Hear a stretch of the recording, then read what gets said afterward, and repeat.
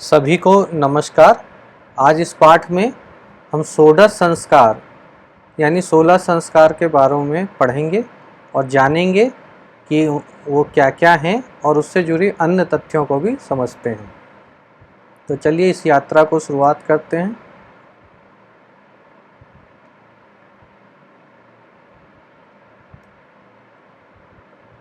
सबसे पहले तो आपको ये सुन के आश्चर्य लगेगा कि कुछ संस्कार, इनमें से जो 16 षोडश मतलब 16 संस्कार जो हैं, उनमें से कुछ संस्कार जो है हमारे जन्म यानी जो हमारा बर्थ होता है उससे पहले ही उसका निष्पादन मतलब वो हो जाता है। चलिए अभी आगे मैं बताऊंगा कि कौन कौन से ऐसे संस्कार हैं जो हमारे जन्म के पहले ही हो जाते हैं।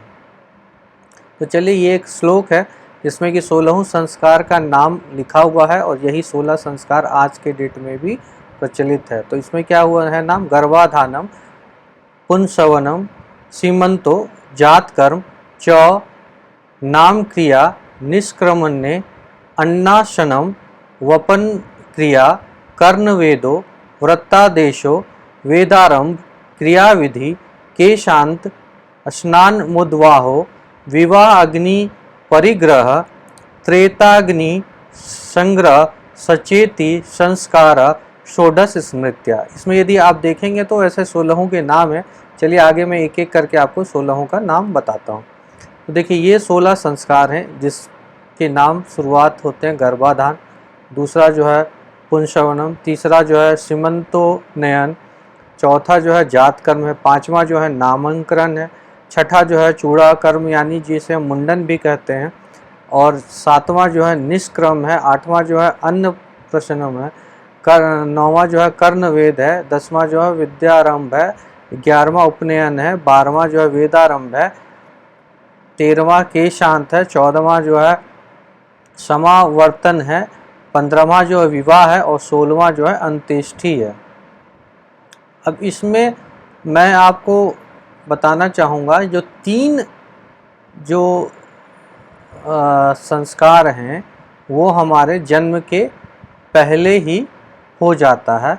वो है गर्भाधान, पुंसवन और सीमंतोन्नयन, यानी हमारे जन्म जब तक नहीं हुआ, जब तक इस धरती पे हम नहीं आए उससे पहले, यानी जब हम गर्भ में, गर्भाधान तो वही हुआ कि जिस दिन जो है गर्भ में हमारी उत्पत्ति हुई, ठीक है, तो वो उसके बाद ये, और दूसरा जो है वो 2-3 महीनों के बाद होता है, तीसरा जो 4-5 महीनों के बाद होता है, ठीक है।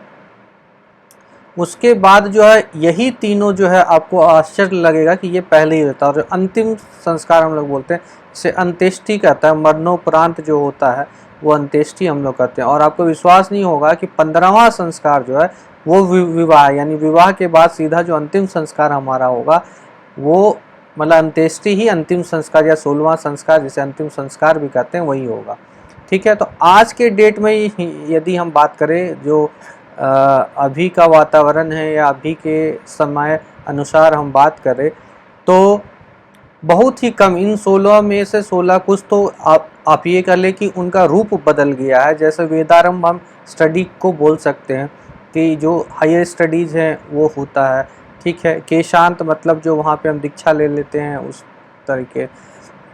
तो इस तरह से बहुत सारे जो हैं वो उनके नाम आज के डेट में अलग हो गए हैं या उनकी विधियां अलग हो गई है, ठीक है। तो इसमें देखिए जो सबसे इम्पोर्टेंट आज के डेट में चलता है वो संस्कार क्या है, तो विवाह और अंत्येष्टि जो है ये सबसे ज़्यादा, यही दोनों संस्कार आज के डेट में प्रचलन है। उससे यदि थोड़े से कम प्रचलन में है तो उपनयन जो जनेऊ हम बोलते हैं वो होता है, उससे थोड़ा सा कम है तो बहुत जगह चूड़ा कर्म यानी कि जो मुंडन होता है वो होता है, और उससे थोड़ा सा कम यदि बोले तो नामांकन भी कहीं कहीं होता है, लेकिन बहुत जगह उसका भी नहीं होता।